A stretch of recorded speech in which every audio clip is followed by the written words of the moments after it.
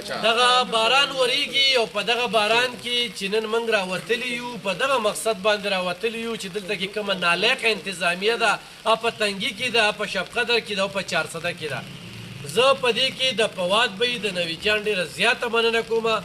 هغې خلکو ته دا وایم چې دا په سیاسي مقصد باندې موږ نه یو راوتلي په دې مقصد راوتلي چې په دې روجه کې دا خلک ذلیله کوي دا خوار کوي موږ ورته بله ورځ چې کومه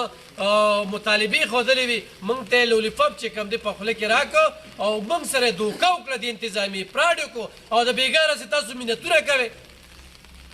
تاسو تنخواګانې اخلئ نو په کار دا چې تنخواګانې لالې کې او دې قام له چې کوم دی نو سهولت ورکړئ په مذهبي تېخوارونو کې نه نورو ملکونو تاسو مثالونه ورکوئ نن چارسده کې زنانه هم خواري خلک هم خوار په دې باران کې دا خلک راوتل دا شاته وګوره باران وریږي د الله د قهر نه یریږي خو الله به دوی لا اجر ورکوي موږ د عبادت په دغه روتي یو او د جهاد په شکل کې روتي یو انتظامي ته وایو چې یا هم جیلونو ته ورسوه ها فواد بی او یا چې کوم دی د دې قام دا مسلې خلکه مینتونه مه کوئ